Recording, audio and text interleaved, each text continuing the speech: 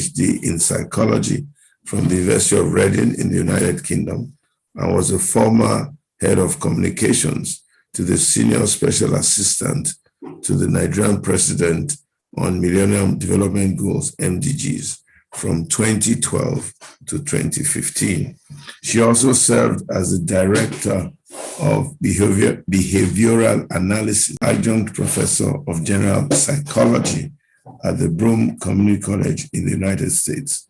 She's responsible for the implementation of programs and strategies as the Executive Director of the Neem Foundation and determining the direction of focus of the projects implemented by the organization. She has overseen psychological support services to over 30,000 survivors of the Boko Haram insurgency in Nigeria. Please welcome with me this evening, Dr. Fatima Akilu. Dr. Akilu, you are most welcome, and thank you for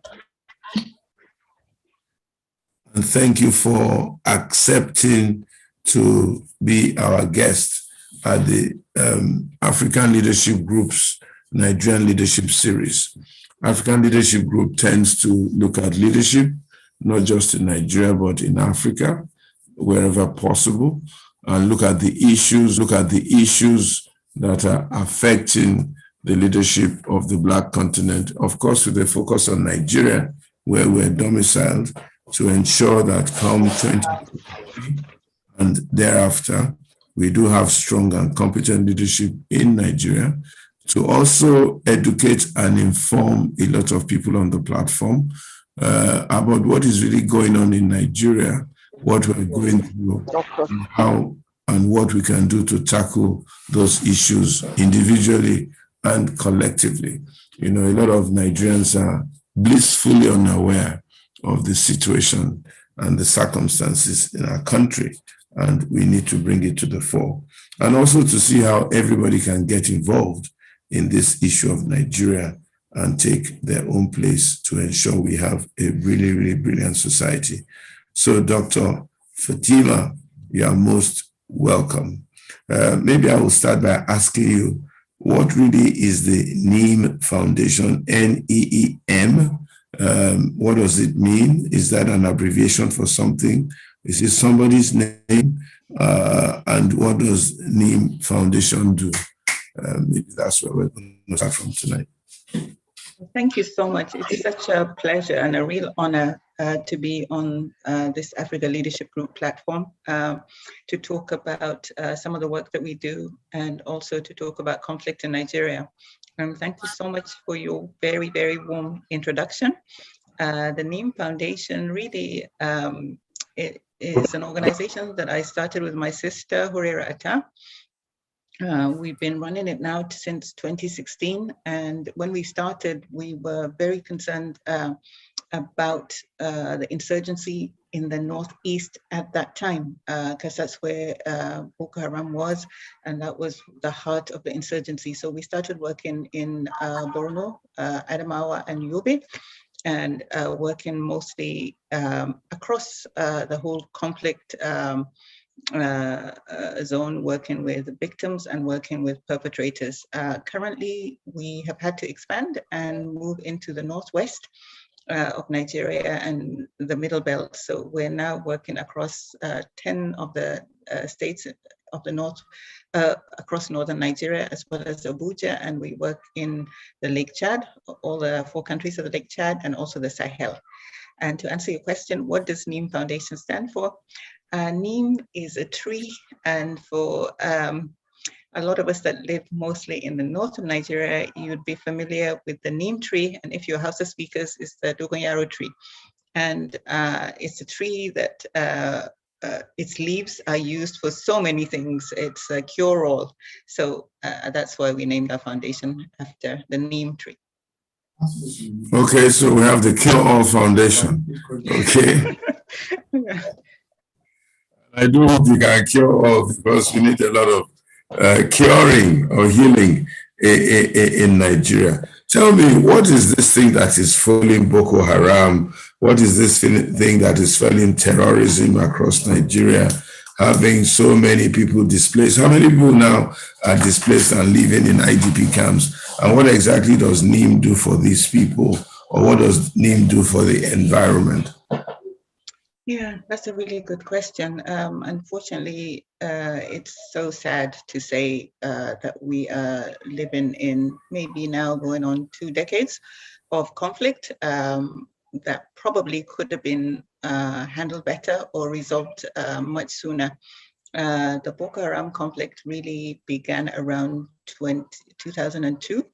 And for people who are on this platform who might not know a little bit about the Boko Haram conflict, let me just indulge me to take 1 minute to give a little brief history. These were young men who were disenchanted with multiple things. I think people said that they were disenchanted with education, but that was only one. We saw a lot of young men who had come out of school and they were not able to get jobs and they were tearing their certificates. So that was one aspect that they were unhappy with, but they were unhappy with many other aspects of society. They were unhappy with their place, and also, I think their dreams for self-actualization was not being fulfilled. And under the leadership of initially Muhammad Ali and later Muhammad Yusuf, they formed this group, which probably started small, a bit like a cult. And they got a big following and became mainstreamed as they became more aligned with more mainstream preachers. So they became, at that time, a little bit more accepted. And when they started to deviate from the mainstream, I mean, it was flagged very early on, probably around 2004, by, I think, Professor Shehu, who had been at the World Health Organization. It was flagged by the World Health Organization that they were a group of young men that were preventing people from becoming immunized, especially children. So he had gone to meet Muhammad Yusuf and had flagged it to the authorities. And that would have been an ample opportunity to do something, but unfortunately nothing was done. They clashed with authorities much later than that, where they refused to obey state-sanctioned laws because they said that they did not adhere to the Constitution. And that really was the genesis of the insurgency as we know it today. This early confrontation with the state, they became much more militant, and the confrontation continued. And unfortunately for us, they seem to appeal to a lot of young people, not just men, even young women. We know a lot of families who joined Boko Haram as families. So what they were preaching, this anti-state rhetoric, was at the time very, very appealing. And eventually we know how it ended. They moved to Sambisa Forest, set up their own enclave, which they called a country, and started to enact their own rules and laws and develop their own flag. And the rest we say is history. Very, very interesting, and thank you. Very concise also. So tell me about how many people strong are they right now, and how do people join? And is there any rough idea how they're being funded? They must be funded, or they must be receiving their income or revenue. Yes. Absolutely. It's hard to know just how big they are. There's so many estimates that range from a couple of thousand to tens of thousands. What I do know is that they have mutated into multiple groups. As you know, they have joined Islamic State and formed the West Africa branch of Islamic State called ISWAP. They broke into factions. There is the Boko Haram faction, and there is also the ISWAP faction. And with the killing of Shekau, there has been a lot of fighting between the two groups and an attempt to consolidate. What is more worrying is that these groups have now, a group that started primarily and was confined to the north east of Nigeria is now operating across the Lake Chad, it's operating in the Sahel, it's operating in Mali, it's operating in multiple countries across the world. And it has also opened a new front that is complicating the conflict issues in the Northwest. So while in the Northwest, primarily we were dealing with farmer-herder conflicts, and also in the Middle Belt, and much later, we started to deal with a wide-scale banditry. We now are also dealing with the Boko Haram insurgency in the form of ISWAP that have been operating there with impunity. How do they get funding? I think there are multiple views out there, but what I know is that Boko Haram have a funding team where they have ways to generate their own internal revenue. If you remember, probably about 5-6 years back, we had a string of bank robberies. We had some in Kogi, the Northeast, and also the Northwest. And a lot of them were orchestrated by Boko Haram, I think on instruction from Islamic State and Al-Qaeda, that they should generate their own income. And one of the ways is through bank robbery. A lot of Boko Haram members are also members of society. People don't seem to understand. People think that if you're a Boko Haram member, that means you live in Boko Haram enclaves and probably you're in Sambisa Forest or some other such place. But the truth is that a lot of their members are in society. They're bus drivers. They drive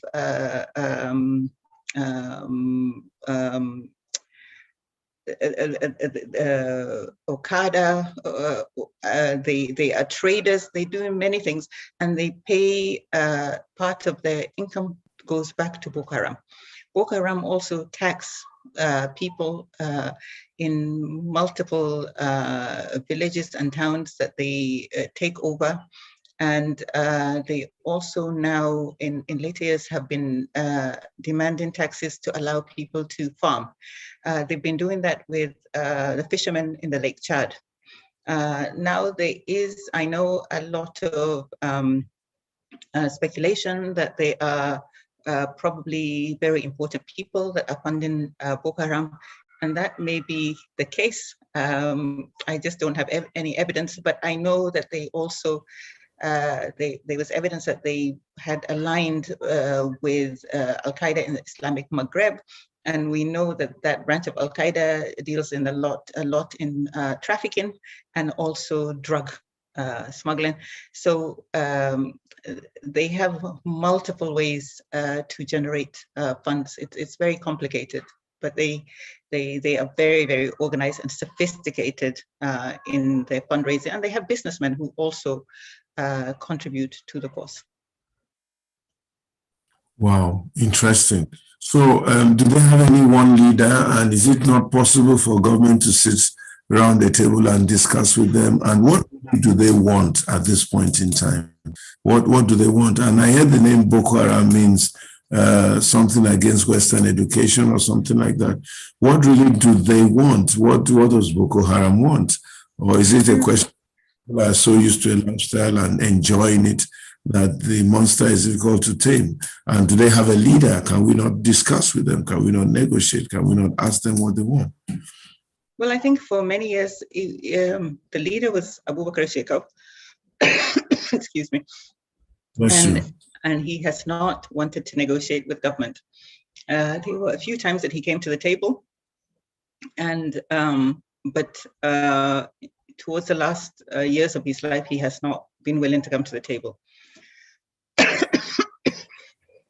On the that's the leader of Boko Haram, but Boko Haram has got a splinter group, Islamic State, West Africa Province, and they also have a leader. They've been led on several occasions by different sons of Muhammad Yusuf, the original founder of Boko Haram.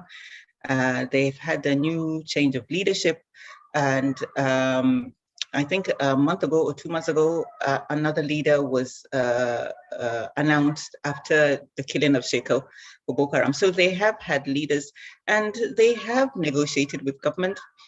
Sometimes it's not been so overt. And what they want has changed over time. Initially, their demands were not that intractable, if you like. They were demanding that the mosque that had been demolished by government be restored. They were demanding that their school be restored. They were demanding that some of their senior commanders be released.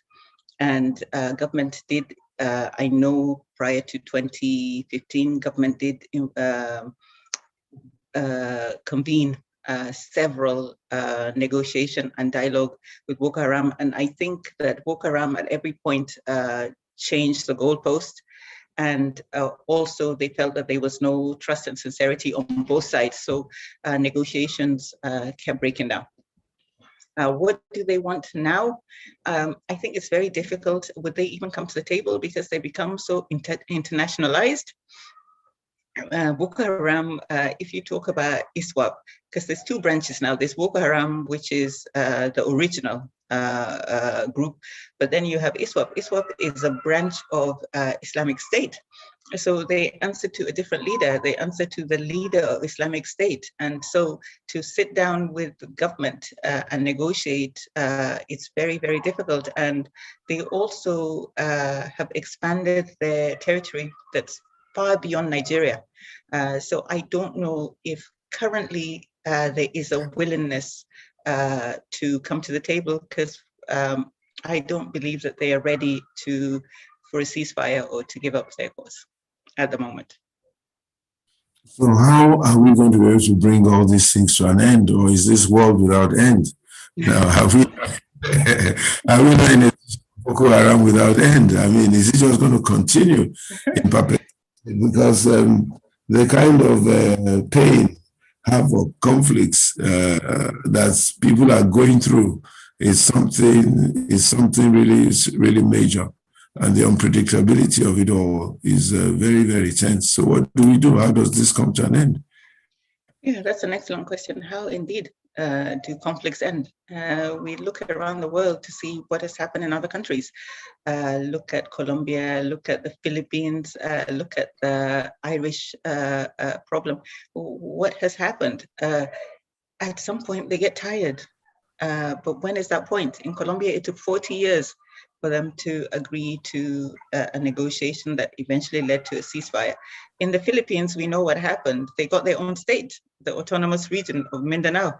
They were literally given an area that they could govern, and that's how that conflict ended.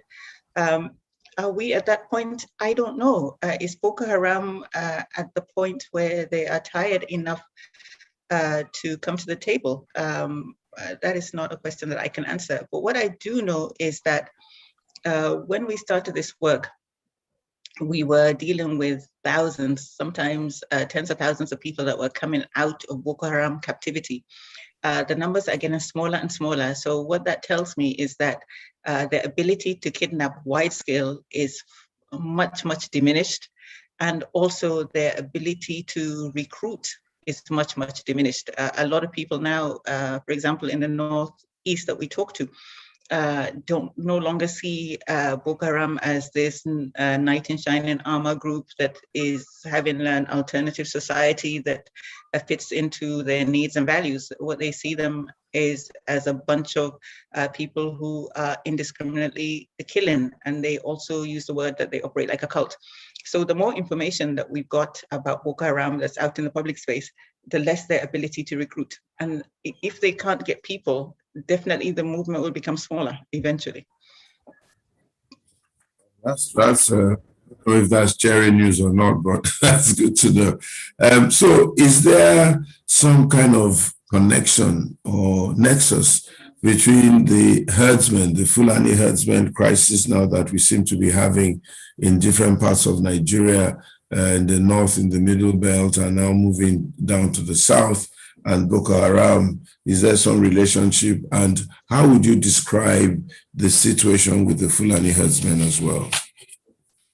Yeah, I think that's another really difficult conflict that we have had for years, that we have ignored. I think if you remember, well, these problems go back decades, possibly, but certainly in the last 10 years, they have been more in the forefront, where you've seen people's cattle has been rustled completely and they've been left with absolutely nothing. There's been no compensation, hardly anybody has been brought to justice. And so I think a lot of those herdsmen have felt really aggrieved.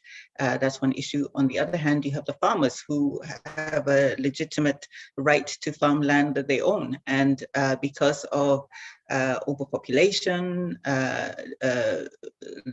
diminution of grazing routes and stuff, cattle herders are having to go more and more into areas that are now owned by people and destroying farms.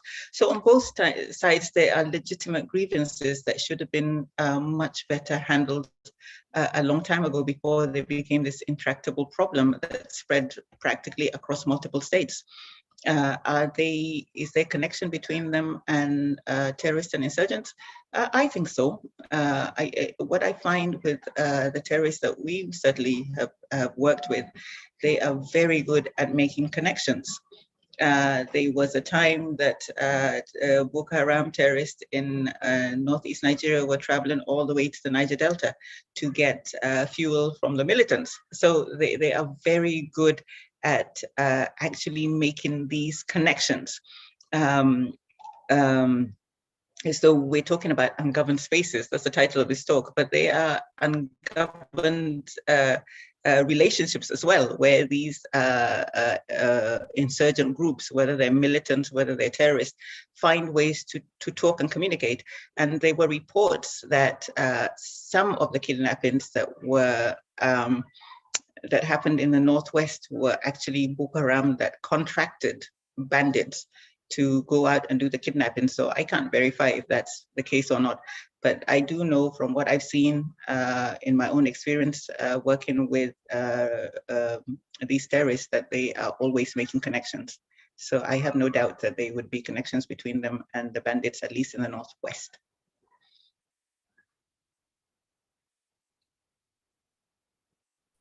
Talking about connections, I don't know if your work has taken you to the South-South or the Southeast, or even with this issue of IPOB. And if you have any thoughts on IPOB, the South-South, the Southeast, now we're beginning to have various raids on police stations, especially in the Southeast and things like that. Has your work taken you that side, or you don't have enough information on that kind of conflict and insurgency? No, we have not really had the privilege of working in the South yet. I hope that that will change soon. But I think as a concerned Nigerian, I can speak from what I see. And I think some of the issues are probably very similar, where people across the country are really feeling marginalized, are feeling left behind, they're feeling neglected. And if you look at all these movements, what is the commonality between these movements? They are all led by young men. So these are young men across the country, whether it's in the Northeast or the Northwest or the Middle Belt or the South-South or the Southeast or the Southwest, that are taking up arms against their state. Because why? Because they are feeling left behind. There's a lot of enemy. There's a lot of, when people don't have hope, they turn inward. And that hope manifests as anger. I mean, we're talking about regions, but in terms of states. But if you look around us, what is going on even in our cities? There's a rise in urban violence. And who are at the forefront of this urban violence? Again, young men that feel that their country has left them behind. So I think the solutions and the root causes of these conflicts, even if they manifest differently, psychologically are probably very similar. So what do you think government should do, and how should we, or what should government have done? Now we're talking about ungoverned spaces. What really do we mean, first of all, by ungoverned spaces? And what do we really want to do? And what should government do, or what should government have done? And what can government do now to resolve these issues, and so on and so forth? If you were president of Nigeria, which I want you to be one day, what would you have done? I hope I'm not putting you. and certainly not a post that I would wish on myself. But I think when we talk about ungoverned spaces, what exactly do we mean? I think people think that ungoverned spaces means that there's places in the forest and in the bush and stuff, but that's not what I'm talking about. I'm talking about places even in our own local governments where there's no semblance of government. I mean, how many of us have traveled to our local governments, even our own villages across the country, and you find that there is absolutely no input from government. I go to places where there's no hospital, there's no schools, there's no running water, there's no electricity, there's absolutely no semblance that there is a functioning government in those places. These are not, I'm not talking about Sambisa Forest. I'm not talking about the forest in the northwest. I'm talking about local governments that a lot of Nigerians live in. So to me, these are the places that I think are ungoverned because there is no semblance of government. And I know that many people will look around and say, well, yes, I live in Abuja and I live in Lagos and I live in Port Harcourt, but I'm providing everything the government should provide.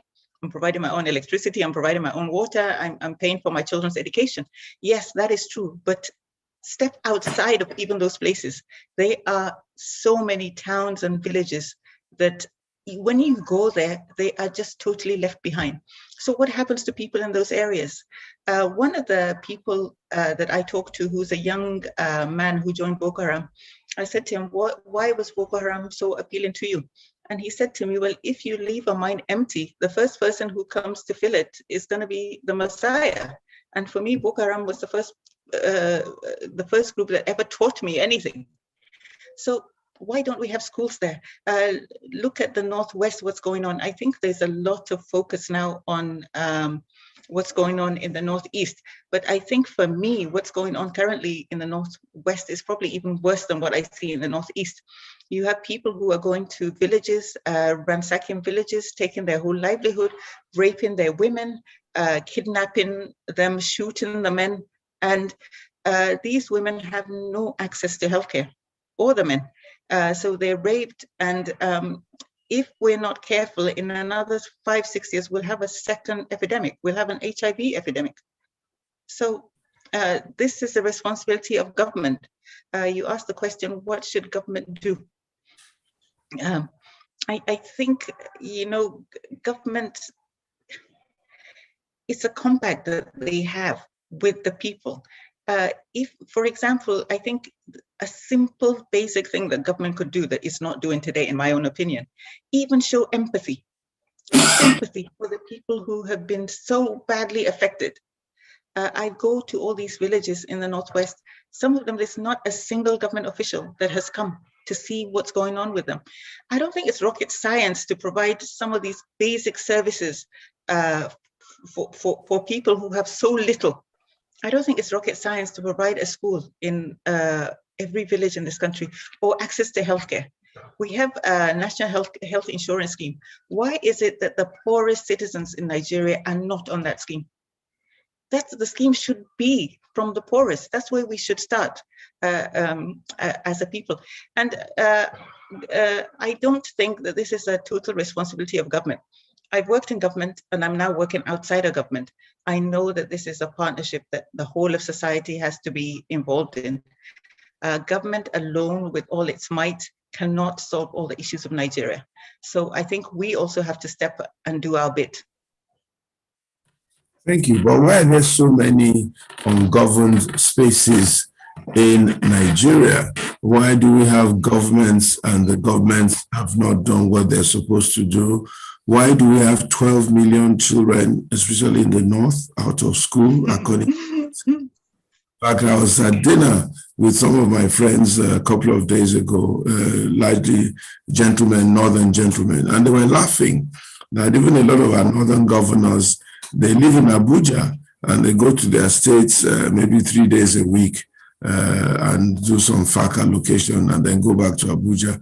They say one of them even lives in Dubai or South Africa or somewhere like that, and then comes in from time to time. Why has Nigeria why have we gotten such a prevalence of this kind of governance all over the place? What's your thinking about that, and what do we do about it? Well, I think part of the problem, we must begin by examining ourselves. Why do we put the leaders that we have in the positions that we do? I think we have much more choice than we think. I think if you look at, I hope I don't offend any South Africans, and if I do, please forgive me, but look at what's going on in South Africa, where you have a former president who has been jailed for corruption. And that sets a precedent, an example that nobody's above the law. But what happens? Thousands of people are taken to the streets and protesting and looting and committing acts of violence, because why should their president be held accountable? I mean, it's not a feudal system, it's a democracy. Nobody should be above the law. So I think it has to start with us citizens. A lot of times we elect or we allow people that we know have no business in governance to get positions where they actually make policies that affect all of us. One of the main problems in Nigeria is leadership. And who chooses our leaders? We do. Regardless of, we can't absorb that responsibility. So unless we decide that we want a different kind of leadership, there are certain qualities that we want to see in the people that we vote for. That's one. The second thing is that, are we willing to have the hard conversations in this country? I don't think we are. One of the conversations we're not willing to have is a conversation about population. But why do you think that you keep choosing this kind of leaders day in, day out, all the time? Why do you think that has been so? You know, the voting populace, they keep sort of voting for the same people, recycling the same people. So I think fundamental problem there, Fati. I think it's very complicated. If we look around, I think we're still being ruled by the people who ruled us from 1960. I mean, in some ways, they just have not let us go. And maybe it's familiarity. People vote for people that they're familiar with. That's one. I know that there has been a lot of arguments about the level of education, the level of civic engagement. That does have a lot to say. You know, when you work in really, really poor areas and you work with people who have nothing, these young kids, and you ask them, who are your heroes? A lot of times it's the politician, you know. It seems like those are the people. It's either the priest, imam, or some religious figure, or the politician that is their hero. And why is this politician the hero? He's the person that they see around, that maybe comes once in a while and throws a bit of money here and there. So they don't know any better. And unless we have a society where we hold up people who have values as our heroes, we will continue to have young kids with not in-depth education who think that these are the people that are worth emulating. And I think another thing, when we talk about education, we need to look at, you know, when we talk about education, a lot of times we're talking about access. How many numbers can we get into school? And we laud ourselves and we pat ourselves on the back if we have increased the enrollment by 10% this year, 20%. But what about the content of our education? We rarely teach children how to think anymore in our schools. What is the purpose? What is the point of education? It's actually to make you a good citizen. It's supposed to teach you how to think critically and logically, but education doesn't do that. So we also have to pay attention to civic education. We have to look at our institutions. What are we teaching kids, both in religious institutions and in the house? So it's really, I think we've seen an erosion of values, certainly in the last 2 decades. And that's why I think we continue to laud people and put them in places where they shouldn't be. Okay, I'm going to be yielding the floor in a few minutes for people to ask some questions. 1 or 2 people have put up their hands already, although I can't see them right now. But I want to ask you a couple more questions and then have you speak to whatever issues you want to speak to on these conflicts and issues in ungoverned spaces. What are the other issues in ungoverned spaces in Nigeria. And maybe I should stop at that. What really are these issues, and what should we be looking at? What do you want us to learn and hear about exactly what is going on in Nigeria? Well, I think what comes to the forefront for me right now when we talk about ungoverned spaces, and please just bear in mind, when I talk about ungoverned spaces, I'm not talking about places that are hard to reach. I'm talking about some of our villages, towns, where we don't really have organized interventions that elevate people. So everybody on this forum will know or live near an ungoverned space.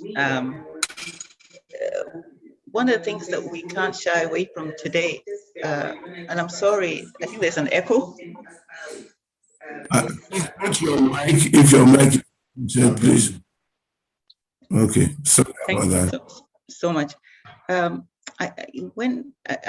This is an urban problem. It's not just in some of those spaces that we're talking about, but there's a proliferation of drug use today in Nigeria that is blighting a whole generation of youth. Nigeria is both a transit and a destination nation for drugs now. It only used to be a transit nation maybe 15 years ago, but it's a destination nation because we have enough of a population that drug cartels know that they can sell their drugs in Nigeria and that they will make a lot of money. And that is wiping out a whole generation. It's a big problem. It's a bigger problem than we think, because when you have a generation that's not fit for purpose, we will begin to see the effects in the next 10 to 20 years. Another issue in, I know that the common issues are probably things like poverty, lack of socioeconomic opportunities, lack of platforms to self-actualize and all those things. And but I'd like to talk also about women.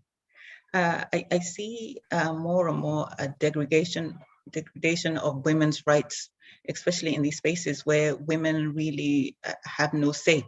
And this is particularly sad because in conflict zones, a lot of women now are heads of households. So you're head of household, you're expected to fend for your children, but you have no say in how you live your life, how you look after your children, or what happens in your community. So women are looked at and deemed important when it comes to, for example, keeping the home together, making the communities a bit more resilient. But when it comes to decision that can improve the community, they continually shut out.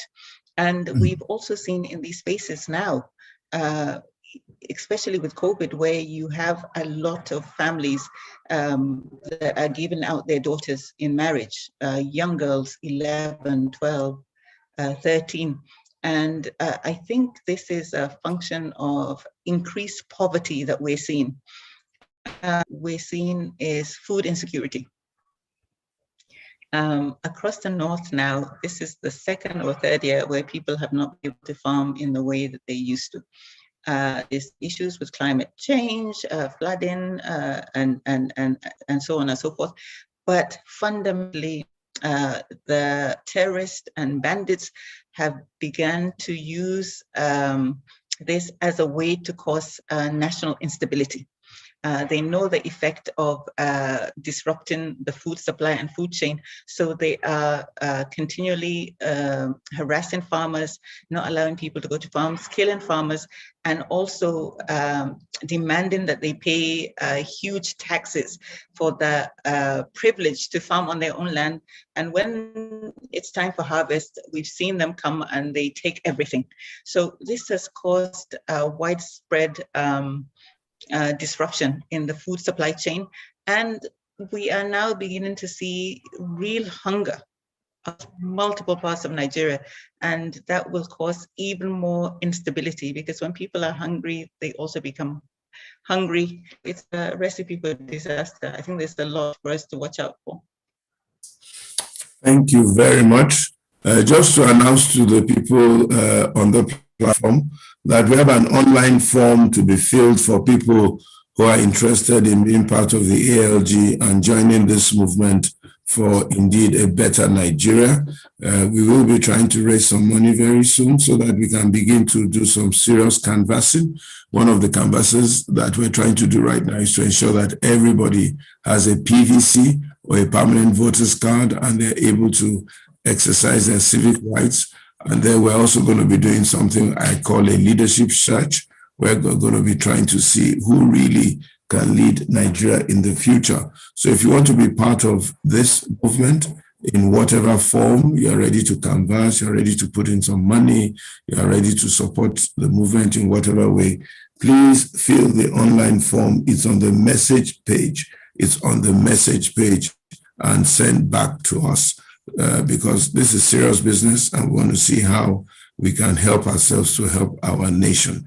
I'm going to be taking a question right now from questions from a few people. Anthony Ubebo, he's based in the States, he's asking a question. Bayo Balogun is here in Nigeria, I think. Jumoke Akin Taylor, she's based in the States, my good friend, God bless you. She actually made this connection possible one way or the other. And I want to thank Jumoke for all the good work she's doing also. And then we'll take Nathan Unugwa, and there are a few more. We'll take that first set of 4 questions, and then we'll come back. I'd like people to please go straight to the question, or go straight to the comment. Let's try and be in and out in 30 seconds so that we can take as many questions and comments as possible on the platform. So Anthony, it was nice talking to you the other day, and go ahead, please. So my question to Dr. Akilu, thank you for your work and all that. The question is, to what extent do you think that our cultural values, because a lot of this has to do with, our environment, culture. If you decide to marry your daughter at 11 or 12, you got a problem. If you refuse to send your kids to school, you got a problem. I mean, I'm pretty practical like that. To what extent do you believe that our cultural environment leads us to all this madness where a 2-year-old cannot be a terrorist, neither can a 3-year-old be a terrorist, or 4, 5, 6, 7, 8, 10-year-old be a terrorist. So it's abandoned, and then they come back to us as unrecognizable creatures. They want to kill us at that time, we want to kill them. I would think it costs less than 5% of the energy to take them to school when they're young. So to what extent do you believe that the cultural values creates all these monsters who begin to run helter skelter into confusion down the line? Thank you. Thank you so much for your question on culture. I think what we need to remember is that culture is not static. Culture is something that evolves over time. If that wasn't the case, we would still be living like the 16th or 18th or 13th century. So culture really evolves. And I think there are certain practices that if it doesn't fit in with the times that we live in, we must let go. I think that most people will say that it's not right to marry off a 10-year-old or an 11-year-old. When that was done, first of all, life expectancy was much shorter. The opportunities were different. It was a different world. I think we have evolved to a stage where we can reap the benefits of investing in our children, whether they be boys or girls, and they will serve society so much better if we make that investment and allow them to reach their full potential. So I think that sometimes we hide behind culture, but culture is not a static thing. It's something that's supposed to evolve. All right, Bayo Balogun, please fire on. Thank you very much, sir. Thank you very much, Doctor, for the lovely and beautiful. I think I have a view.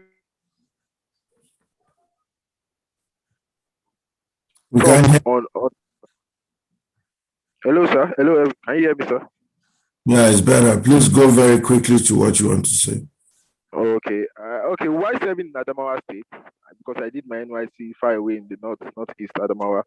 I think I saw quite a lot of what you mean by the ungoverned spaces. And we did a lot of outreaches as a copper, and then we reached out to communities, even where we see communities where they have no schools and no means of communication at all and all that. It is really pitiable. So the question is there something we can do in making sure that the government gets to the people even at local level? Is it a role for the local government in making sure that people see the dividends of government even at their small communities, and that they are able to talk to somebody in government if they have a problem? They have a number to call, and they have an office to report to if there is a problem, and probably be able to solve the challenges they have in that community. Is it a means of keeping peace, or of resolving conflict? I don't know if you get what I mean, man. Yeah, That's the question. thank you so much, Bayo, and thank you for your service in Adamawa State. You asked a very good question. I think we currently are having a debate about restructuring and what should our union be like. I think it's part of what's driving it is the frustration that really governance is not going down to all the levels that it should be. There are so many things that local governments are responsible for and states are responsible for, and they really abdicate that responsibility. A lot of times we point the finger at the federal government, but some of those things that you see in those spaces that you were working in Adamawa State is actually the total responsibility of the local government. But often the local governments, they have their funds tied up by the state government. So they're not given the funds that they need to fund a lot of those things that is needed at the local level. So I think it all continually comes back to the issue of leadership. The structure is probably okay if we were able to do what we're supposed to do. But I just don't see a lot of leadership or funding trickling down to the local level where the majority of Nigerians live and could benefit. Thank you. Okay, thank you very much, Bayo. Can I have Jumoke shoot in her question? No comment. Good afternoon, sir. Thank you so much for your continued leadership and for all the work you're doing to advance Nigeria. Dr. Akilu, thank you for your brilliance. You continue to inspire all of us to do better, and for all the hard work you're doing in the Northeast and Northwest, and even all of Nigeria. Thank you. So my question is this. You brought up a couple of very good points about the erosion of values, and both at home and in the educational system.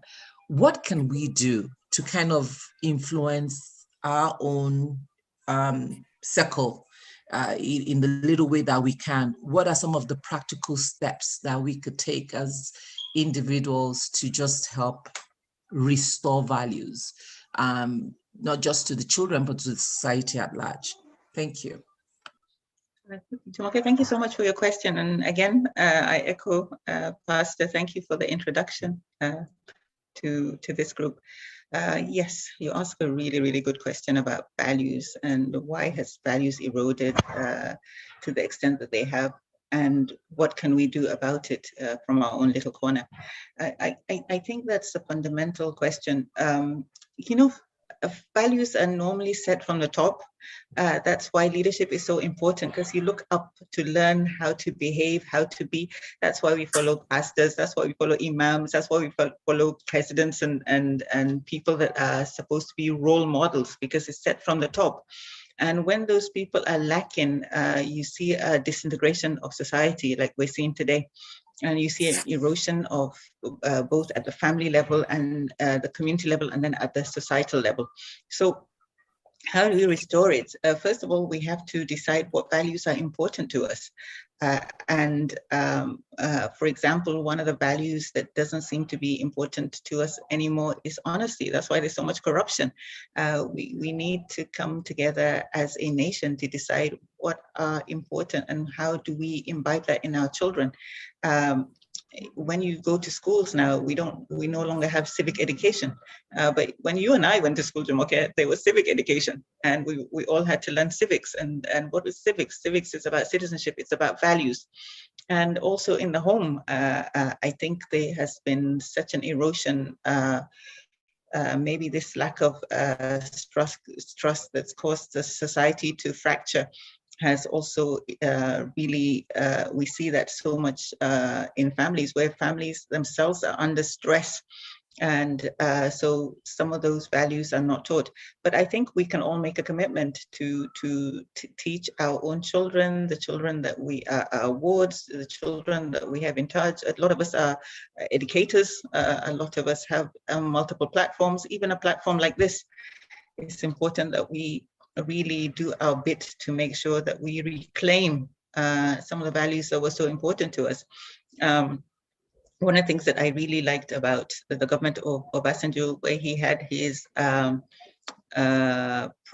needs, if anybody remembers needs and seeds, it was a socio-economic program, but I think one of the platforms on that program was values. And it was very important that he had put it on the national agenda. And I think we must, as a nation, also really revive the teaching of values, both in schools and through our religious institutions, and also through government, and call out people who really behave contrary to our values. We don't often call out people, and we don't stand up and say this is wrong often enough. I think we must do a lot more of that to restore our country. I think the challenge even now is that people don't even know what is right from what is wrong. You know, these days you do have students and parents paying people to sit exams for their children, paying anything to get across the border, paying anything to even customs officials or even embassy officials to get a visa and blah, blah, blah. People just don't know what is wrong. I think everybody's on survival mode and anything to survive. And that's the massive erosion of this thing called value. Anyway, let me take Nathan. Nathan, we do have a question or a comment very quickly, please. Yes, thank you, Dr. Akilu. Thank you. My question to you is, if you have one word for some of the things that we're going through in the country now, one word out there that will really summarize this. I know it's quite difficult, but just one word. And the reason I'm asking this question is because I have a friend in Kebbi. The guy tells me, you see, I don't have governance in my place. There's complete absence. There's no law enforcement and nothing. Whereas I grew up in Delta, I think I'm over-policed and I'm over-governed. I see the presence of military everywhere. But the crisis is the same. There's kidnapping and everything. So my question is just one word. Is it the failure in delivering social governance, like the schools, housing, transportation, or is it militarizing the place that will curb these things? Thank you. That's a hard question to be able to answer with one word. The word that I have is not the word that you probably think I'm going to say, because it doesn't define the current situation. It's a forward-looking word, and I'd say hope. And I'm very hopeful, despite all the things that we've discussed today. I've traveled around this country. I've seen the potential. Nigeria, we all know, is one of the most blessed places on earth, and we have really amazing people. If you go to the villages and some of those local governments and you see what people are doing with almost nothing, it's mind-blowing. So imagine if they just had a little bit of help, we could turn our country around. So despite the conversation today, I don't think that we should be despairing. I think we should be hopeful. There is a bright future ahead for Nigeria if we can get back on track. And I think that with the right will, we should be able to. Thank you very, very much.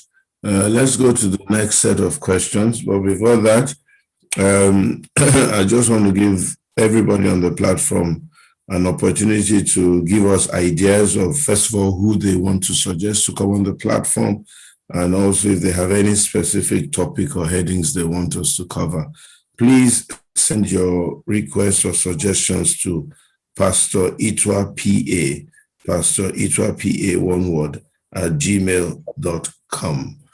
Pastor Itwa PA at gmail.com, so that if you have anybody that you want us to take on, or you have any suggestions as to what you want us to discuss, I will be happy to take that on.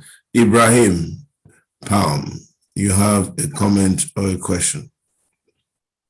Yes, thank you very much, Pastor Itwa. And thank you to Dr. Akilu for the great work that Neem Foundation is doing in a very difficult environment. So my question has to do with the elite consensus. And the reason I ask this is, I think you've given the background of how Boko Haram came to be. And we're well aware that there is a lot of social exclusion that brought about the disenchantments, the pauperization of young people in that area. Of course, given the fact that the northeast of Nigeria and going into the northwest, the entire sub-Saharan area is one of the poorest in the world. With climate change, Lake Chad has dried up, loss of livelihoods, etc. And we know the leadership deficit that has occurred in that region over the last 3 or 4 decades. There's been a very significant failure of leadership in the north, especially in those areas where there's conflict today. One other element, and I want to ask you how we can change this elite consensus, because it's the elite consensus that determines leadership, not necessarily the power of the vote of ordinary people. But in 2012, President Jonathan talked about Boko Haram having infiltrated his government. And his national security advisor, General Azazi, said essentially the same thing, that PDP was responsible because of the kind of social exclusions that leaderships in the party had generated.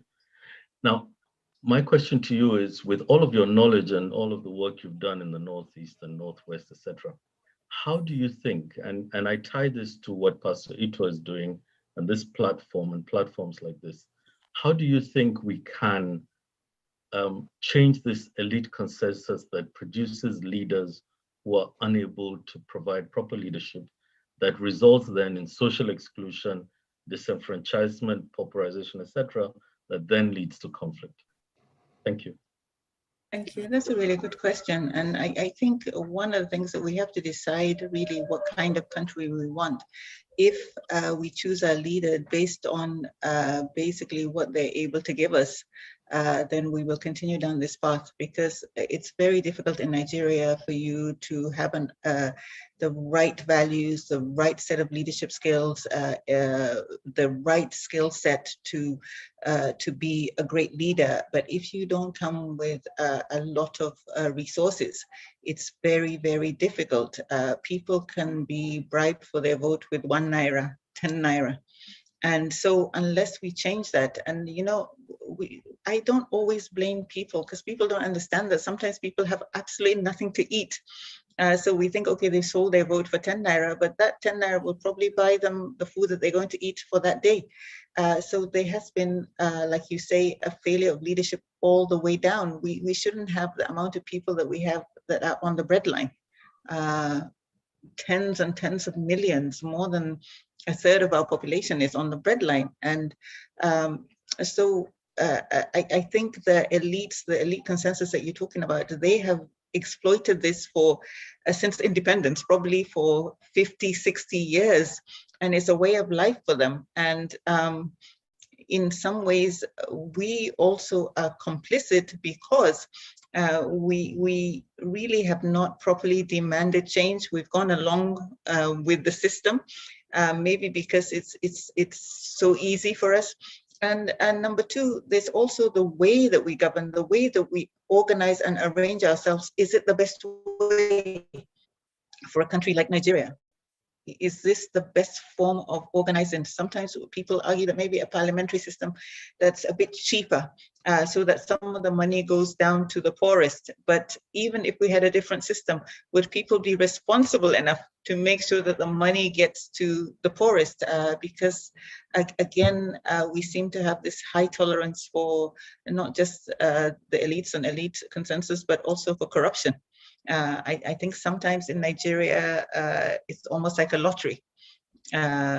People are waiting their turn. So unless we begin to change, and we've seen it in other countries where people's tolerance has reached a limit where they're no longer willing to tolerate the elites, and that's how, unfortunately, this is not a word that Nigerians like to hear, but sometimes that's how revolutions begin. That's major. We have on the platform a certain young lady, Tari. I don't know if Tari is there. And she wanted to make a comment as to what she's been going through, especially in ungoverned spaces in the local government. She's trying to run for councillorship somewhere in Lagos.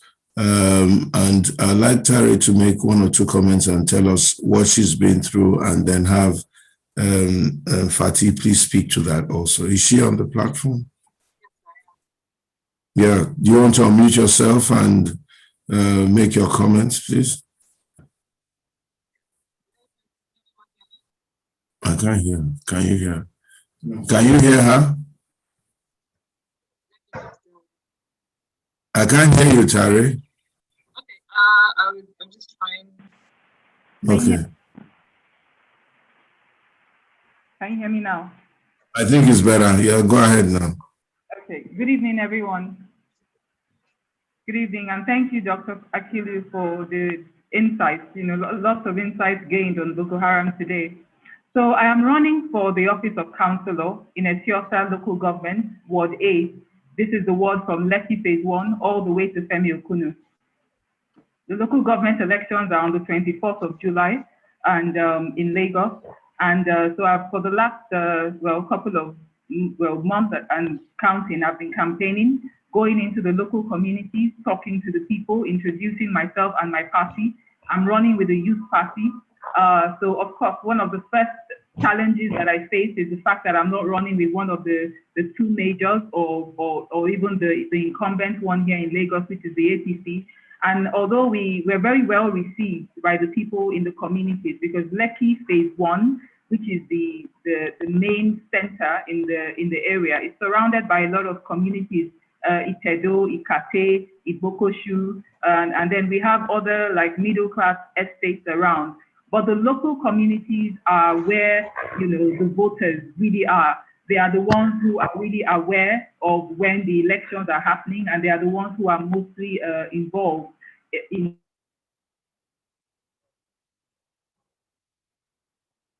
She frozen.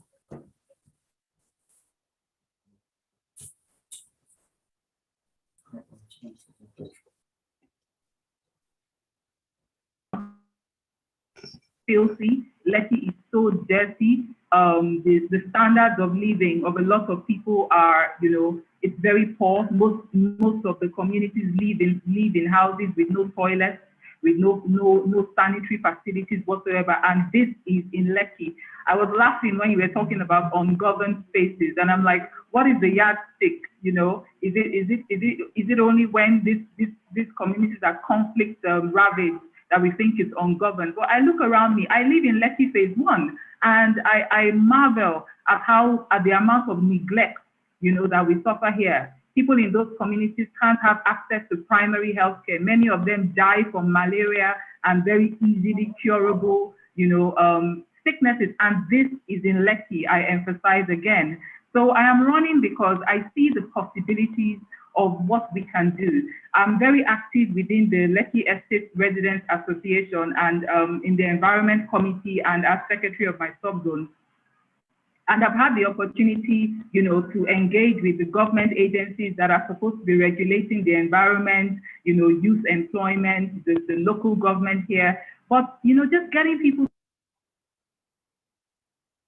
mandated to do is very difficult. Mostly pushing, I keep pushing and, engaging the Ministry of Environment and the Ministry of Physical Planning and, the Ministry of Youth Employment, all that, just to get them, to do something.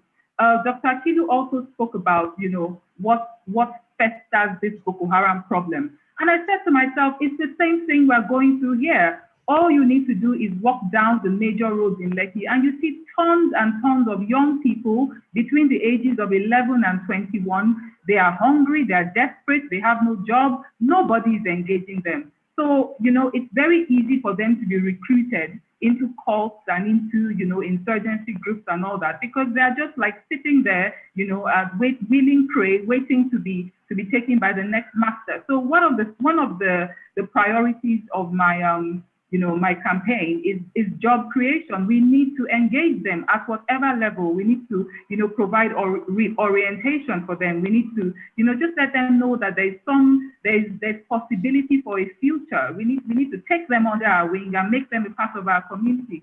Otherwise, we are creating a problem for ourselves down the line. So it's very interesting. This past weeks have been very enlightening for me, because I've gone to the bottom of the bottom, and you would think that it would be a different kind of experience because of where we are, but it's appalling to see the quality of life of a large percentage of local people living in the Lekki area. You would wonder, whether there is a government at this local level. And for me, every day I am more enlightened as to the importance, the significance of the local government. Everybody asks me, why are you running for council, or why councillorship? And I'm like, it's a fantastic opportunity. It is the very bottom rung of the political ladder, which also makes it the closest government to the people. And, for me, it's a great opportunity to serve. It's a great opportunity to make impact, both in our environment and just engaging the young people. Almost, looking at my voting population and even just the general public, almost 70% is below 30. And I don't see any government agencies that are actively engaging this population. And that worries me, because it's like, what are we going to do with them? What are these people going to be in the next 5 years? So I'm running to say, you know what? We can take ownership of all these young people. We can take ownership of our environment, because, why are we living in such neglect? And indeed, I want to bring government to Lekki, and I hope that I'm voted in to be able to do that. Thank you. That sounds like a campaign speech. But Dr. Akilu, do you want to speak to these ungoverned spaces, even in what you may call urban regions and things like that? And I think that's really what Tari is trying to bring out here, in that we have ungoverned spaces even within the so-called governed spaces. Terrible eyesores in Lekki, even some parts of Ikoyi, some parts of Victoria Island, manners of shanties all over the place, people wandering here and there. Behind my church for a long time, there was a population of almost 500 people who were living in shoe boxes and cartons and little wooden huts and all that. And there was just nothing government was doing. One day, some people came and shooed them away. I don't really know where they shoot them to. I'm sure they just carried their carton boxes and went further down the road and created another environment there. What do we do at this present time, Fati, about all these things that we're going through in Nigeria at this time? Thank you so much. And Terry, I have to say, oh my goodness, you're such an impressive young lady. I think we need about 50 million more of you. Really, I wish you all the very best of luck for the 24th, and I hope that you win your election.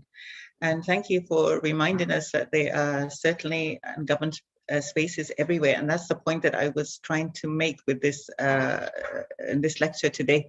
That when we talk about ungoverned spaces, we shouldn't think about places that has no government structure at all, or places like Sambisa Forest or the forest in the northwest and stuff. That's really not what I'm talking about by and large. I'm talking about places within Nigeria, and some are even in urban centers, like you mentioned, Lekki and stuff, where people are living without any government presence at all. So these people have no security. They have no access to services at all. When they're sick, there's no hospital that they can go to. They have no access to running water. They have no access to electricity at all, not even, and they have no means of really looking after themselves in any meaningful way. They have no access to educational services. And in a lot of these, even the urban ungoverned spaces, you find that there is a large concentration of young men. And now we are also witnessing the repercussions of when you neglect your population. When you don't provide for your people, what we're seeing is a lot of anger. We're seeing increased levels of urban violence. And these are men that they feel that they've been left behind. Nobody cares about them anymore. I think the worst thing that you can have as a citizen is when the country doesn't appreciate your citizenship. So you don't have any anchor to that country because the country doesn't give you anything. And this is happening across the whole country, in every state, in every town. There are pockets that are becoming larger and larger of these people that are left behind, that are marginalized. And no society can survive for long if the people that are neglected and marginalized become the majority of its population. Your question now becomes, what do we do?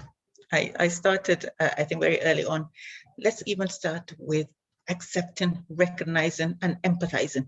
Let's even start there. I know these are not governance issues, but a government that cannot empathize will not be focused on these problems. The problems in Nigeria are very multifaceted. When we talk about governance, we're also talking about policymakers. Who are the people who are making the policies that decide what happens to us? Are they our best? Are they people who have experience to make policy? Are they people with empathy? These are things that we don't pay attention to. We're paying so much attention to political leaders. And sometimes political leaders are not the only ones who make policy. So who decides where a hospital is sited, or if at all a hospital should be sited? Who decides whether funding should go for more doctors or more presidential jets, for example? So these are areas that we must pay attention to if we're to turn around our country. It's not just the political leadership. It's also, we need to look at the policies that we have in this country. Who are the policymakers? The National Assembly have a lot of power. They can enact a lot of laws that can make life better for people. For example, there could be a law that mandates health insurance for the poorest. So we must be able to look across the board at people who already are in positions that can change how we live. When also government does not pay attention to early warnings. What you are talking about now is an early warning. We have all these ungoverned spaces, even in the places where our political leaders live. What does that tell them? You need to pay attention, because this is an early warning. If you don't pay attention today, someday it will consume you. We are heading into 2023 now, and already I see that there is a shift where people are beginning to position politically when we have so many problems that need to be addressed. So it's also a question of where are our priorities? Our priorities with our people, or what is the purpose of power for power's sake, if you don't use that as a responsibility and an opportunity to elevate your poorest? This is not rocket science, you know. It can be done with serious leadership. Rwanda came out of a war where they lost almost 1 million people.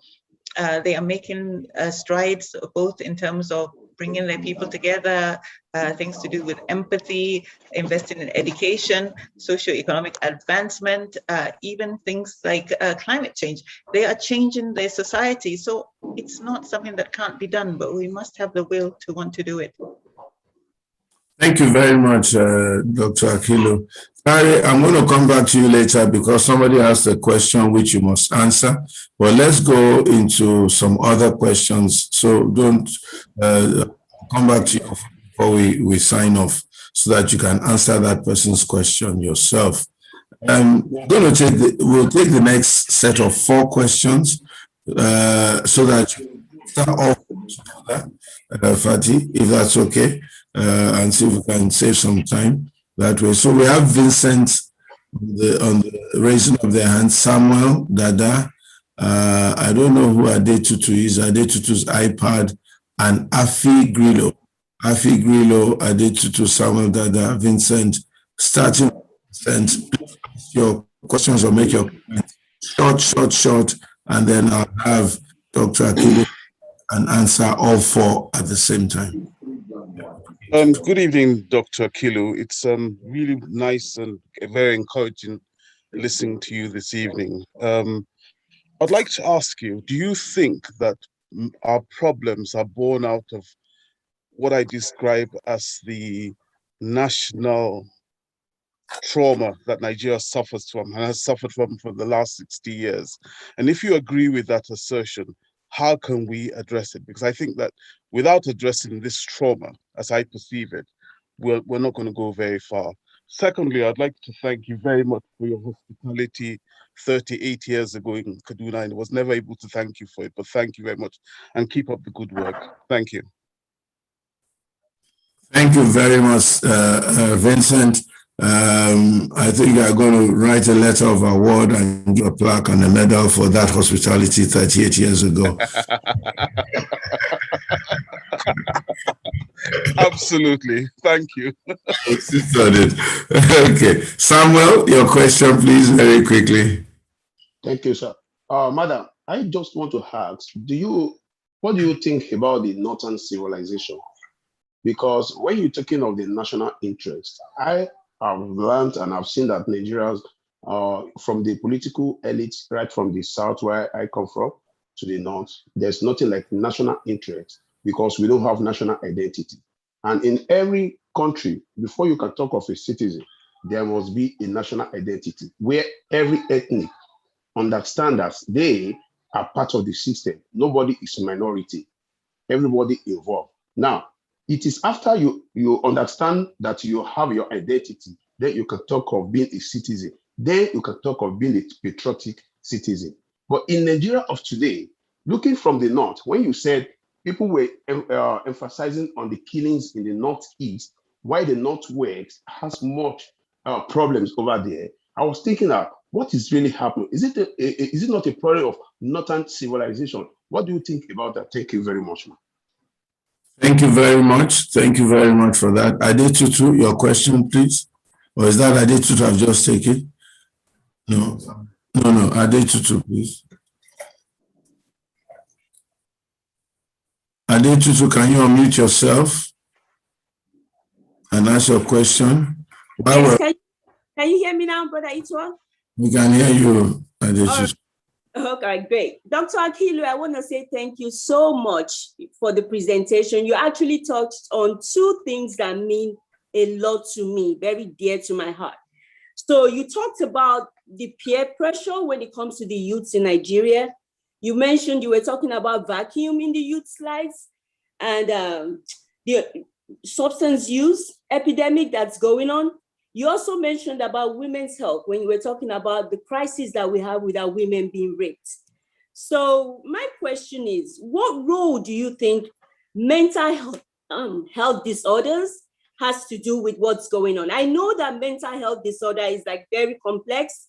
I do know it has like its genetic and environmental features attached to it.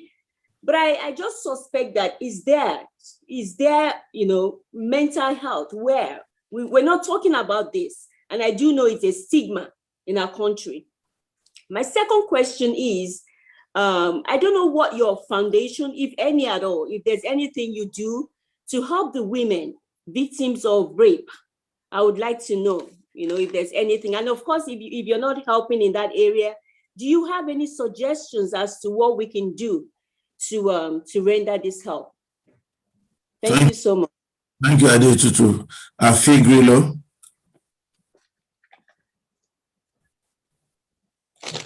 Yeah, hi, good evening, Dr. Akilu. And mine is a comment, and the comment relates. I did ask a question. It was a very valid question. I didn't get the introduction of who you were. And I said if you were part of Boko Haram. And Pastor Ito, I just want to say that based on the kind of responses, I think people are seated everywhere. This is a global platform.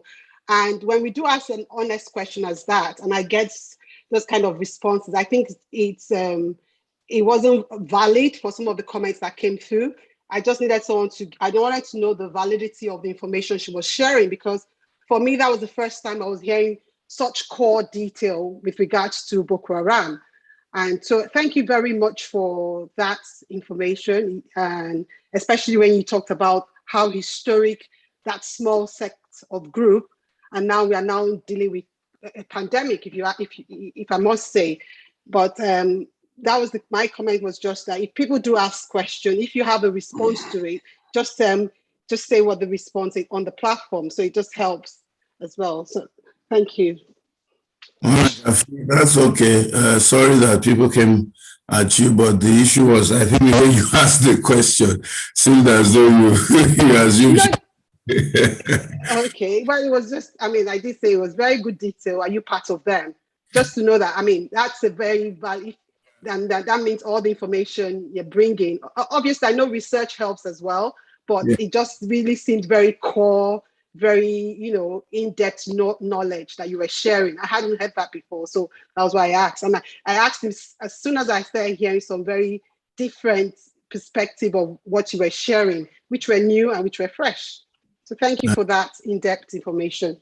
Yeah, sorry, maybe you joined a bit late. She's actually worked with... Yes, I did. Yeah, I think that's why. She's worked with these groups for a long time, and to work with them, she's had to do a lot of research and understanding what the issues are, and so on and so forth, and trying to solve this problem. She's, if you like, almost an expert on insurgency. Yes, so it seems. Yeah, you can see.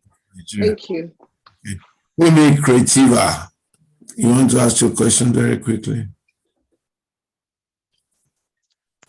Fumi, you want to unmute yourself and ask your question? Maybe she's taking her time. Fatih, do you want to respond to those? I think it's now 3 questions, and at this point in time. Okay, thank you so much. And I'm so glad as a psychologist that there are 2 of those questions that really speak directly to me and my profession.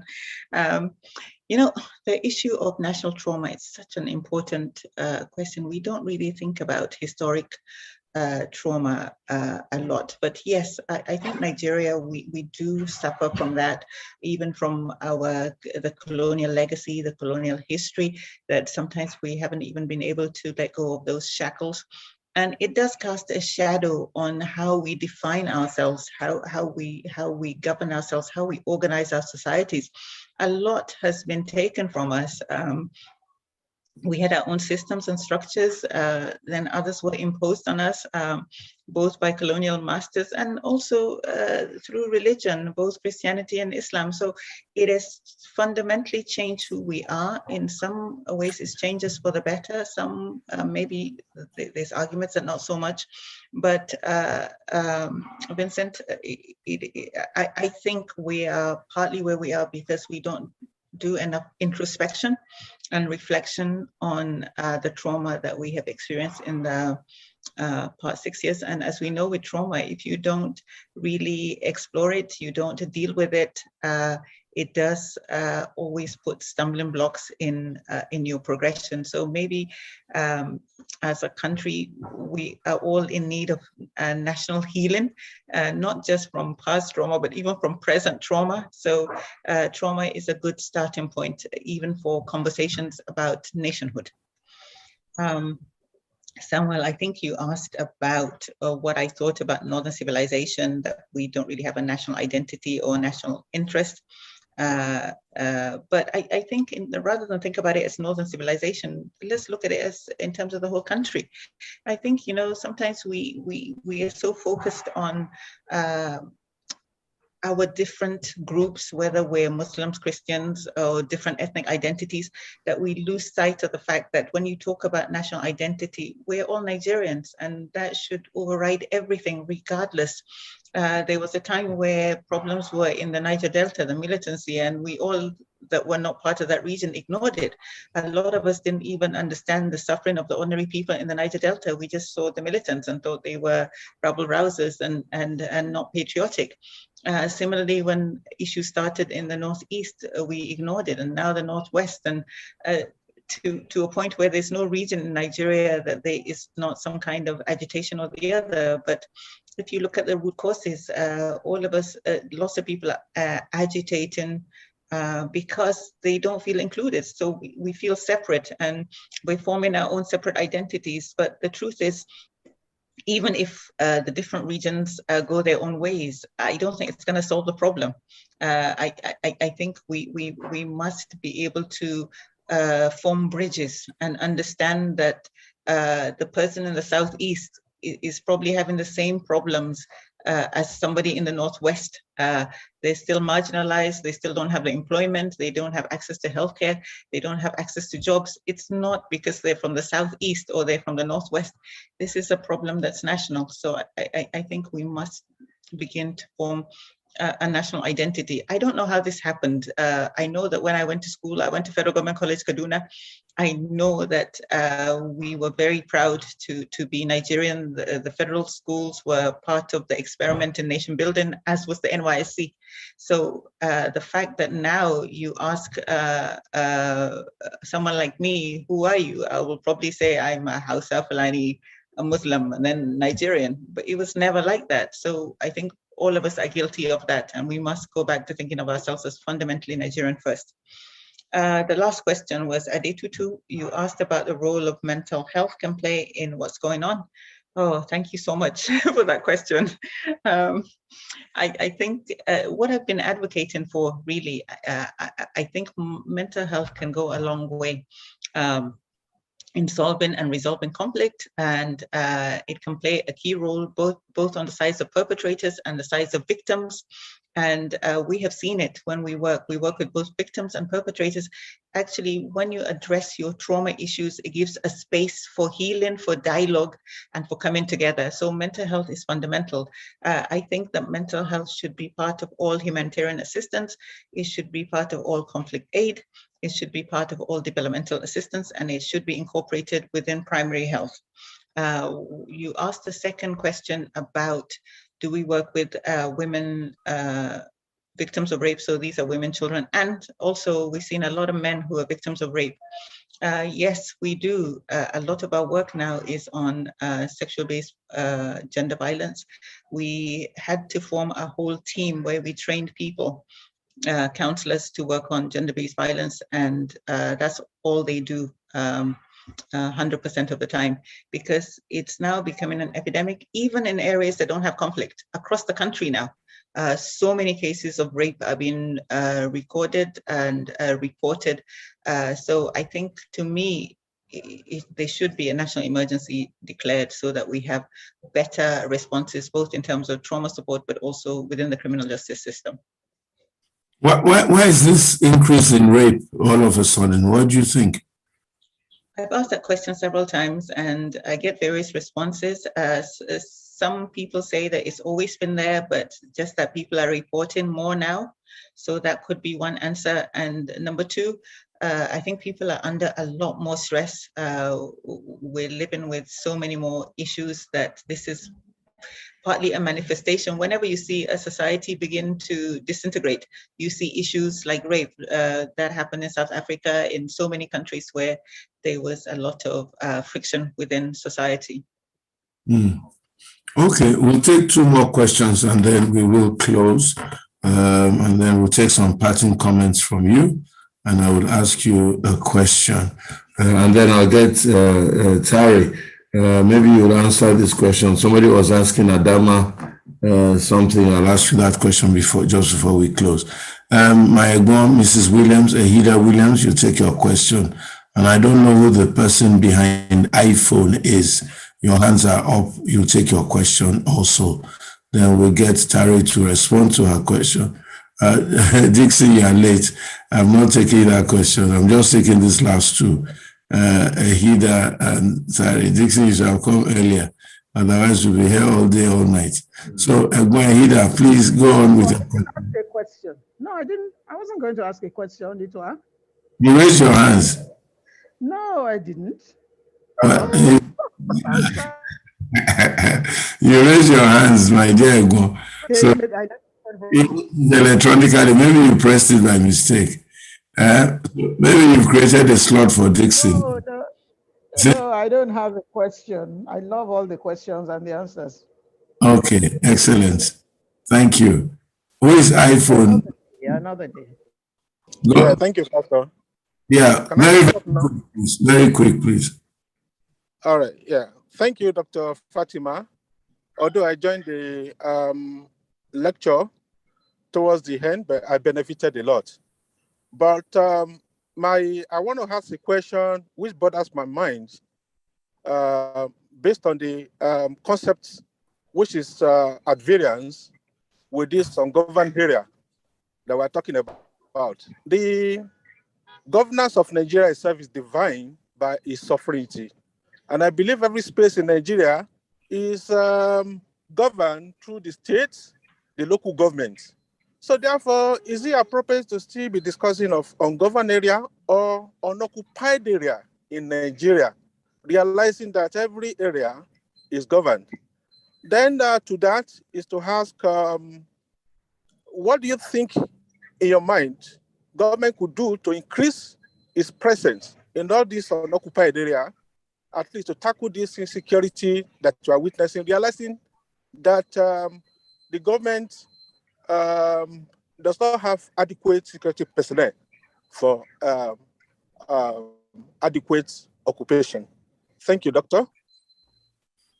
Okay. I'm Michael Ajala, Pastor. Thank you. Thank you, Michael. Thank you for that question. I think there's a difference between ungoverned spaces and unoccupied spaces. Mm-hmm. Some spaces may be occupied by people, even by government, but they still may be ungoverned because you don't feel the government presence and the government impact in those places. And some places could be unoccupied and also ungoverned. So there's a slight difference, but I think Fatih will probably explain a bit better when she answers that question. Dixon, do you still want to ask a question very quickly, or you are passing? 2 minutes, 1 second, 3 seconds. Okay. Thank you, sir. Thank you for the opportunity. Good evening, Auntie Fari. Auntie Akilu. Nice listening to you. In the issue of rape, I think you counter our pastor very well. Somebody who raised the issue of rape. The rape has always been there, but it's not being reported. I keep telling the younger ones, I said, this thing, I remember when we were in the colleges, I mean, I don't talk secondary school because secondary school were almost all of us were good, obedient children. We don't even touch women, we don't do anything. We just say hi and we are happy with each other. Though we still date, but not to do all the rubbish that they are doing today. But at the university level or higher education, yes, I remember my friends in those days. So many girls, I have girls as friends. They even sleep in my place, but if they said no, I don't. I really don't. All my university education, I think I never touched anyone, but I know my friends. They will encourage me, peer pressure to hold them down to do all the. I say, I will not. And that's how those girls wanted you to touch them. Many of the 50s, 60s today, ask them, how did they agree to their husband? But today, those stupid things we do in those days, if you try it now, you are going to jail. So I agree with you. The issue of Boko Haram that I have seen, you see, the North and the South, they are quite two different entities.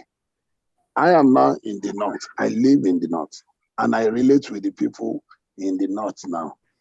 I've come to realize the way we do things sophisticatedly in the South, mostly the Yoruba side, is not the way they do it in the North. There are so many things somebody as an individual would do in the North.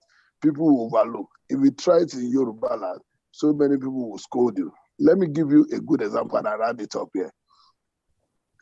Formerly, we don't have these intros of northerners, youth, coming to the south.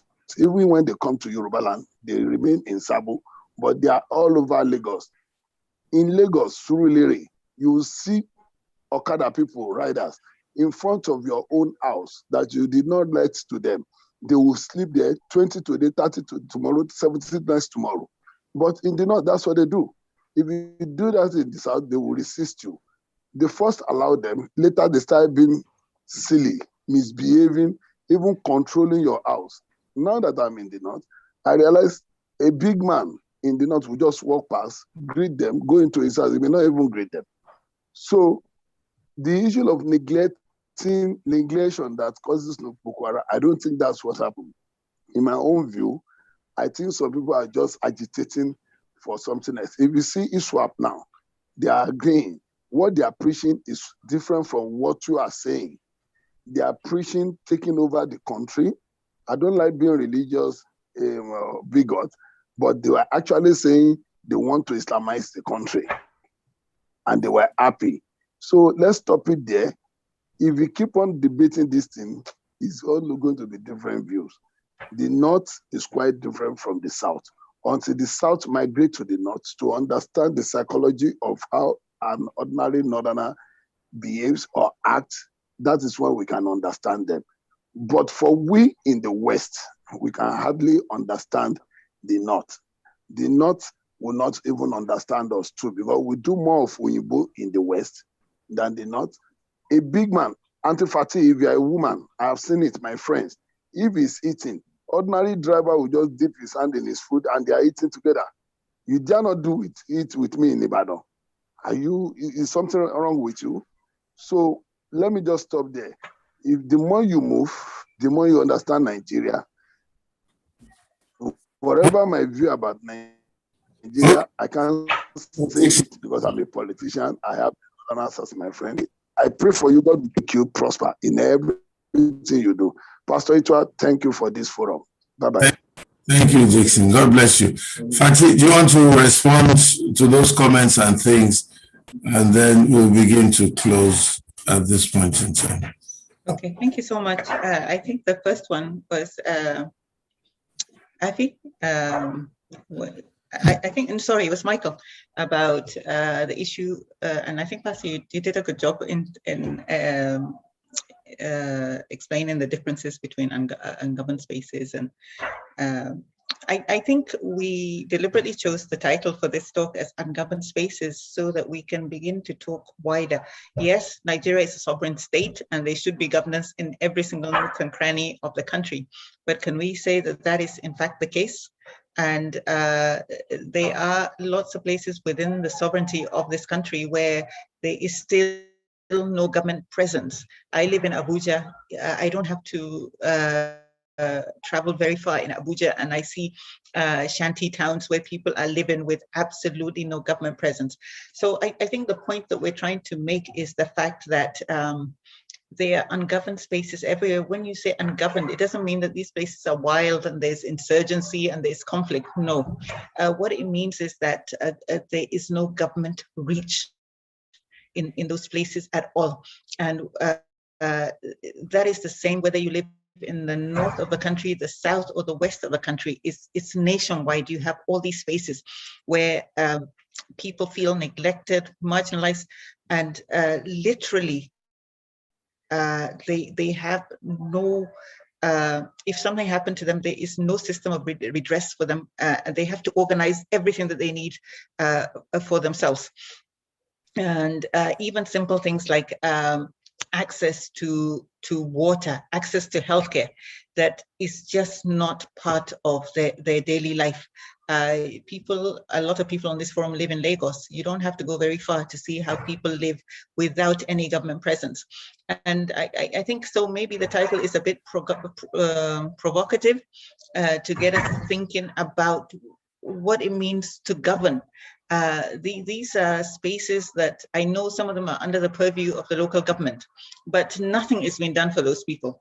I have traveled the length and breadth of this country. I've been to many villages across the whole of Nigeria where there's no single school, or there's a school with no roof, no doors, and people are sharing these schools with sheep and cows and things.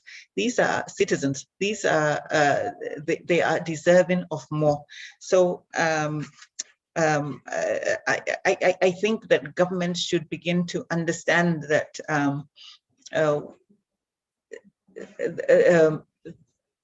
they must be a wider reach in terms of services to the people, whether it's by working more in synergy with the state or with local government. I know that there's been an effort within this particular administration where the president has mandated that local government funds go to local governments. But we all know that that is only happening in very few states. So local governments are starved of the resources that they need to help the most marginalized people. And therefore, we always have these people that are outside of government reach, even though they're living in our towns and villages. So I think the answer is just there has to be political will to reach those people. Because if we allow people to continue to be marginalized, they are the ones that are on the fringes, and they form the ranks of these insurgents. They fester urban violence. They join the ranks of bandits, and it doesn't bode well for the whole country. And I think in terms of Ogunsoya, I think yours was more a comment than a question. And thank you for your comment.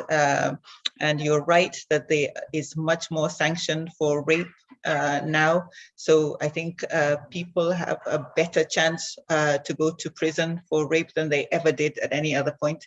I know in Kaduna, the rape law is very, very strict. And I certainly know in Ekiti as well, they even have a sex offender register to shame people and to track people who commit acts of violent rape. You also talk about our cultural differences, and you're right. We are different between the North and the South.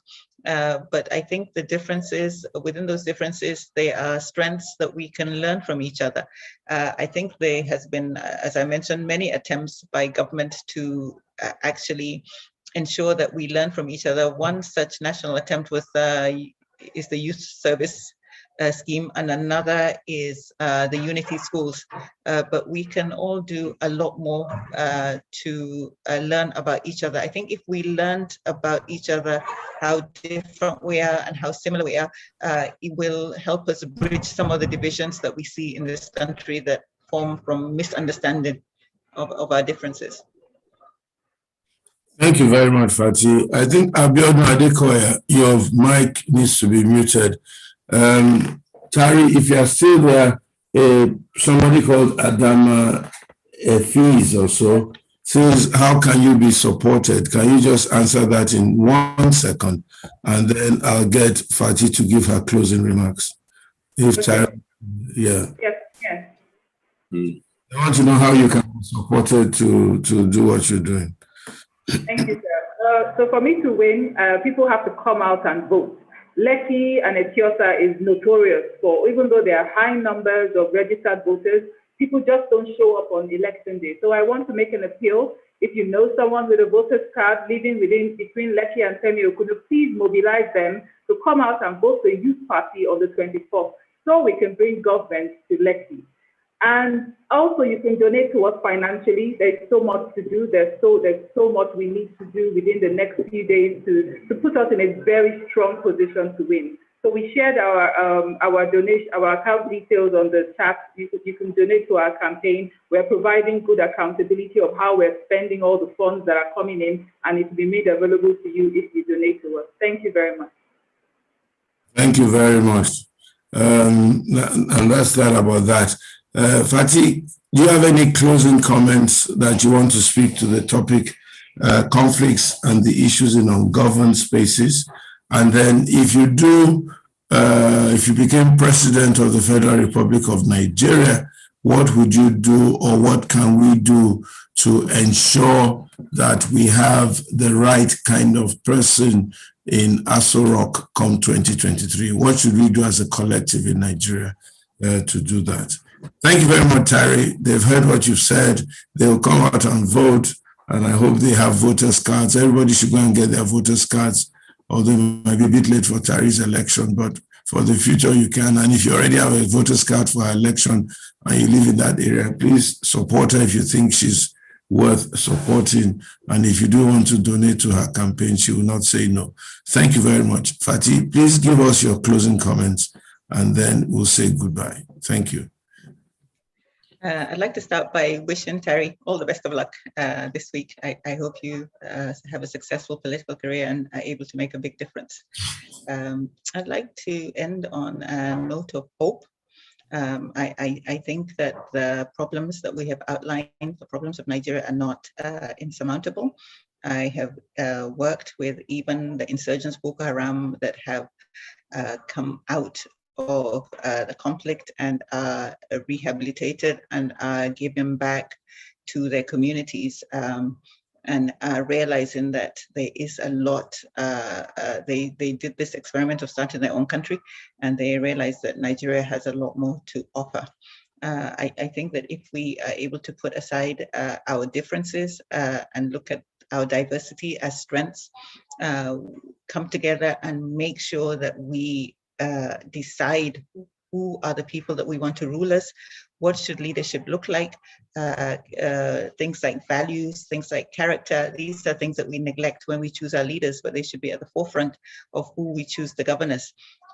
If we have the right leaders, the right political will, I believe that we can turn this country around. We have seen pockets of hope. There are some states that are well managed, and those states are doing extremely well. I think everybody in every region will probably have an example of a state where you have governance that has improved. And we've seen the importance of when you have the right people in the right positions, how change can happen. And I think empathy is really important. I think very often we think of empathy as a soft skill. For me, it's not. I think it should be at the heart of governance, because when you're empathetic, you pay attention to the poorest, the most vulnerable, the most marginalized, and you have policies that make sure that they are included. So that, to me, is one of the characteristics and the values that I'd like to see in leadership. And to end, I think Nigeria needs a leader that cares about the country, cares about people, but a leader that can also galvanize us to be the best that we can be. Very often we put a lot of emphasis on a single leader, a messiah, if you like, but I think we are all to blame. If we don't change our ways, corruption is endemic. It's not just at the top, it's at every level in the country. And to have a country that we can all be proud of, we must give up certain things. One of it is our love for easy money and shortcuts and easy opportunities. We must work hard. Change will not come easy. And to end, I would really, really like to thank you for inviting me to take part on this platform. It's been a real pleasure. It's been an honor. And thank you, everybody, for your very great questions. There were so many in the chats that I really couldn't get to it, but I've read them all. And I hope that through the course of the evening, at least I've managed to answer some of them. So thank you so much for the opportunity to talk today. Thank you very much, Fati. It's good to have you on the platform. You have really educated a lot of us, especially myself, on this issue of Boko Haram, especially the history, the background, and what we probably need to do to try and resolve some of these conflicts. And if these conflicts don't get resolved or don't go away, it's going to be difficult to have the kind of Nigeria of our dreams. So we really need to keep working at them and doing what we need to do to make sure that everything is okay. Let me remind the participants that we have an online form to be filled, if you're interested in being a lot more active on this platform and in this movement that we're working at. And then also, if you have any topics you'd like us to look at or any suggested speaker, please let us know so that we can get to the heart of the matter and the meat of the situation. Dr. Akilu, thank you very much.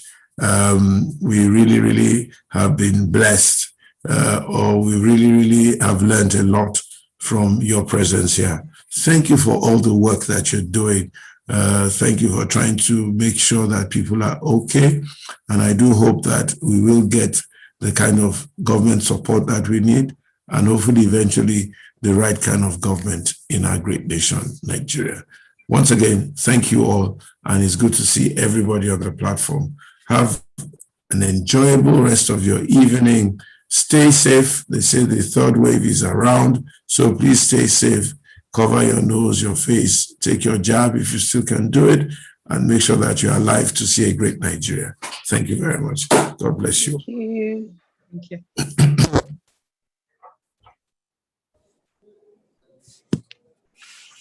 Thank you. Tari, best of luck in your, I wanted to say exams, but best of luck in your, God bless you. Auntie Funke, it's good to see you. God bless you. Ibrahim, God bless you. I'll call you tonight. All right, Auntie, no problem. Thank you, thanks. Okay. Good session, very good session. Congrats, well done. Thank you, thank you. Sir. Sir. Okay, very enjoyable session. I had a question, but I'll leave it for another day. Okay, all right. Thank you. God bless you, and have a wonderful evening and week ahead. Yeah, you Good too. day, evening, everybody. Bye. Pastor, Thank